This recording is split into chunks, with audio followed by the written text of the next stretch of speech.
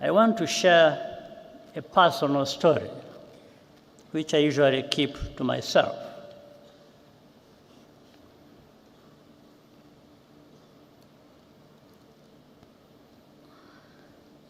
My cousin, in fact, a sister, Florence,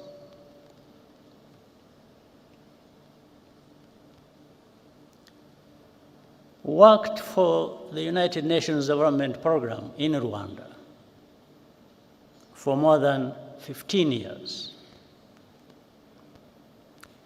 After the genocide started, she was trapped in her house near the Camp Kigali Army Barracks with her niece and other children and neighbors, around a dozen people in total. The telephone in Florence's house still worked, and I called her several times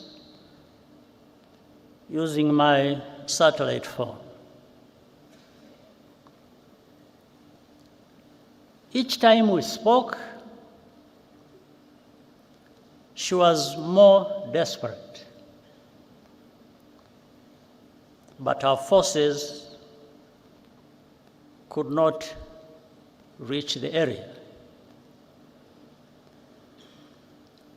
When the commander of the UN peacekeeping mission, General Dallaire, visited me where I was in Mulindi,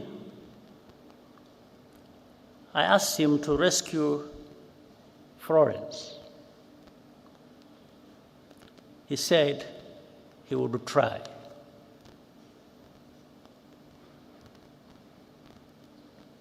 The last time I talked to her, I asked her if anyone had come. She said no, and started crying.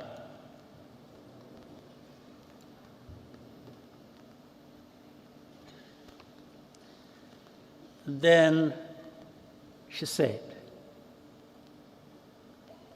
"Paul, you should stop trying to save us. We don't want to live anymore anyway."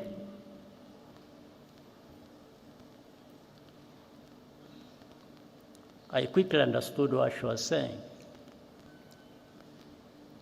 and she hung up.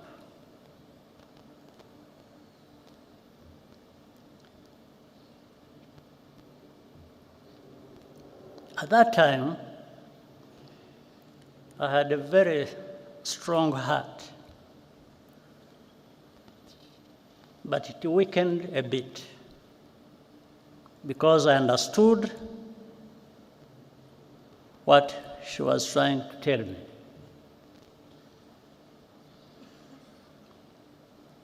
On the morning of May 16th,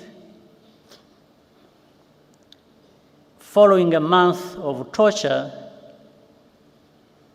they were all killed, except for one niece who managed to escape, and thanks to a good neighbor. It later emerged that a Rwandan working at the UNDP betrayed his Tutsi colleagues to the killers. Witnesses remember him celebrating Florence's murder the night after the attack. He continued his career with the United Nations for many years, even after evidence implicating him emerged. He's still a free man, now living in France.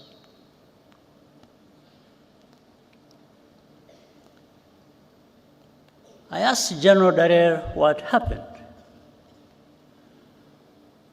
He said that his soldiers encountered a militia roadblock near the house. And so they turned back just like that. Meanwhile, he conveyed to me an order from the United States ambassador to protect diplomats and foreign civilians evacuating from or by road to Burundi from attack by the militias. These two things happened at the same time.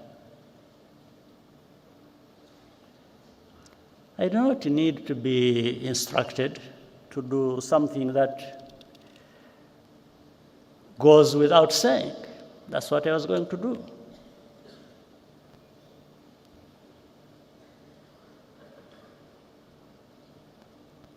But the militias ran away, or rather peacekeepers ran away from militias, were manning a roadblock.